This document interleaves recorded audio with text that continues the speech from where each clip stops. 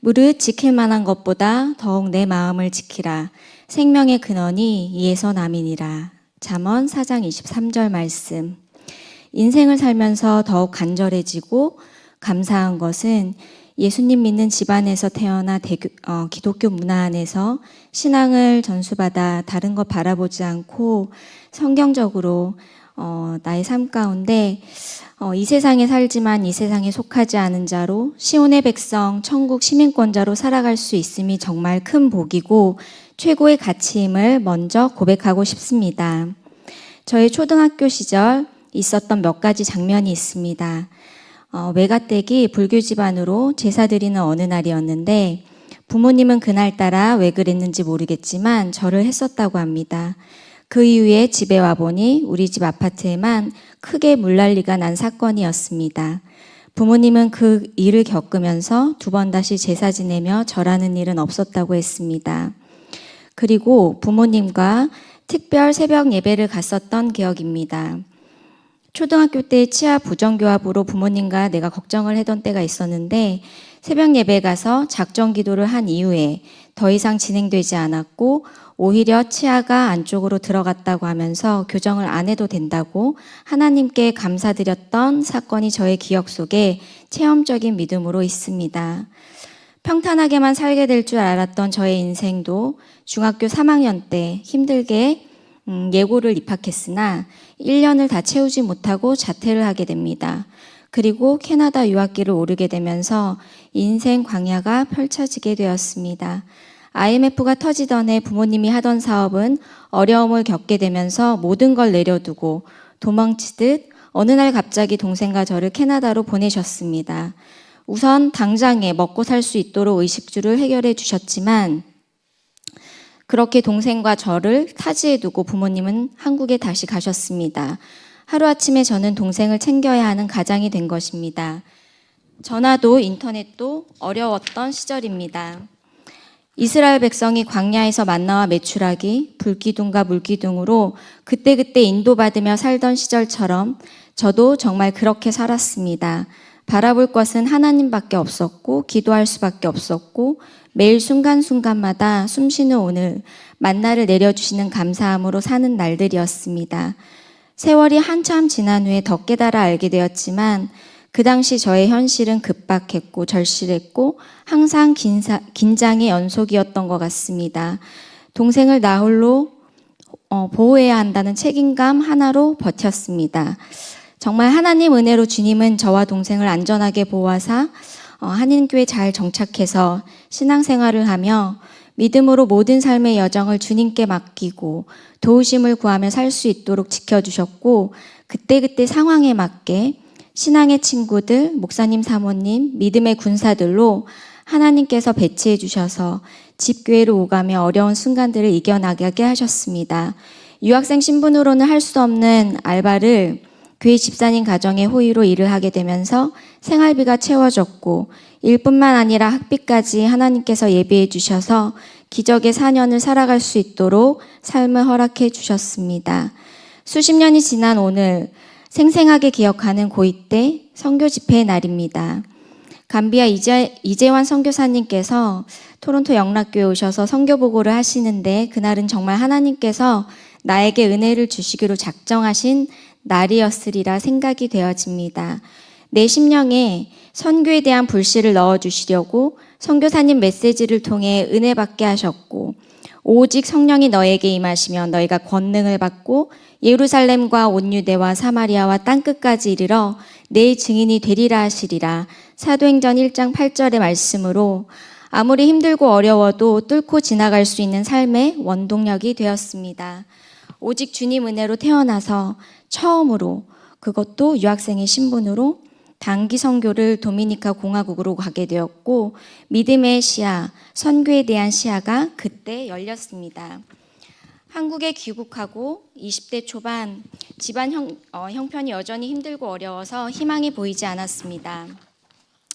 그 무렵 목회하시는 이문진 사모님께서 고모가 돌봐줄 테니 오라고 하는 말에 피아노 반주자 집사님의 출산으로 반주자가 공석이니 와서 반주하라는 명분으로 저를 초청을 해주셨습니다.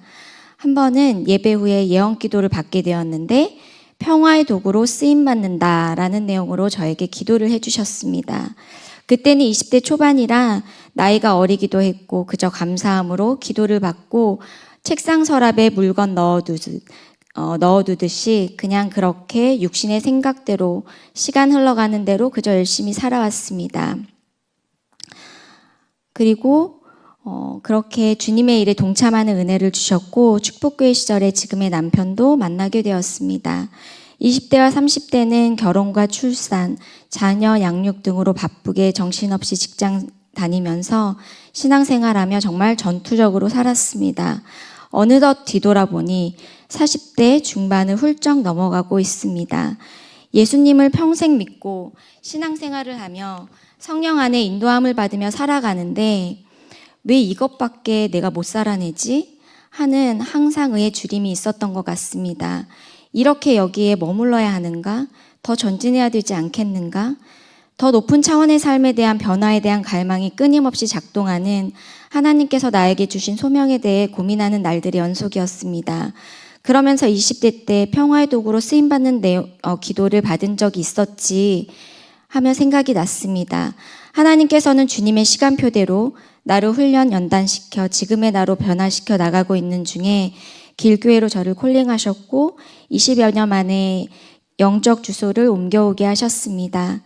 지난 날은 오직 주님 은혜로 성경의 원리대로 광야의 시즌 속에서 살았다라고 한다면 앞으로의 날들은 충만하게 정복하고 다스리는 삶으로 나누는 삶, 말씀이 실제가 되어 성령의 나타남이 있는 군사의 사고방식을 갖고 쓰임받는 인생을 살아가길 기도하며 앞으로 전진하는 삶을 살아가도록 나아가리라 다짐해 봅니다. 무엇보다 하나님 눈치만 보시는 목사님과 한결같이 늘 천사 같은 사모님 곁에 있는 것이 너무 행복하고 감사하고 이게 웬 보너스 인생인가 싶습니다. 언젠가 저는 이런 날을 꿈꿨던 것 같습니다. 연약한 저를 캐스팅하셔서 이 자리에서 영적 성장을 하도록 훈련받는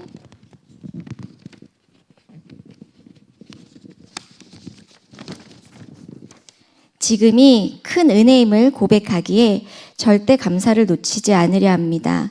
작년 11월에 평생 불교 신자인 이모가 교회에 와서 예배드리고 이후로 1년간 10번 정도 예배를 드린 것 같습니다. 이모 딸은 45년간 불신자로 살다가 저를 만나면서 예수님을 믿고 가장 귀한 구원의 은혜로 신앙생활을 지금 하고 있습니다. 이모가 교회에 와서 예배드리면서 목사님께서 두 손 들고 찬양을 외치면 손 들고 찬양하는 모습, 두 손 모아 기도하는 모습을 제가 보게 됩니다. 이모 본인은 내가 절대 넘어오지 않을 거야 라고 하지만 하나님께서 하나님의 때에 천국 백성이 될 수 있도록 인도해 갈 것입니다. 저는 저의 할 일을 하고 하나님께서 분명 행하실 일들을 기대하며 영혼 구원을 위해 기도합니다. 자연적인 영역에서 살아가는 삶이 아니라 이제는 한층 높은 영적인 영역에서 신의식을 갖고 믿음을 발휘하고 나타내 받은 줄로 믿고 살아가는 단계에 이르길 갈망하며 기도합니다. 끊임없이 계속 발견하고 나타내고 땅을 차지하고 믿음의 폭을 넓혀가는 삶, 이런 과정을 통과해내며 무엇보다 주님과 더욱 친밀해지는 그런 삶을 더 많이 경험하고 싶습니다. 사랑하는 주님과 교제 교통하며 견고한 진을 무너뜨리고 삶의 문제를 넘어서 하나님의 의도하심을 끝까지 바라보며 뚫고 나아가 승리감을 맛볼 것을 믿음으로 선포합니다. 하나님이 정말 기뻐하시는 그림을 그리고 바라보고 그 열망을 놓치지 않도록 믿음의 선한 싸움을 싸워 이기는 자로 그분의 걸작품으로 그리스도 예수 안에서 선한 일들을 위하여 창조된 주님의 자녀로 마땅히 탁월한 삶을 살아갈 것입니다. 나의 속사람을 하나님의 영으로 가득 채워 영혼 구원을 위해 준비된 자로 영원한 생명을 붙잡고 담대하게 복음을 위해 전진 발전하기로 결단하며 오직 예수님만 바라봅니다. 주님 감사합니다.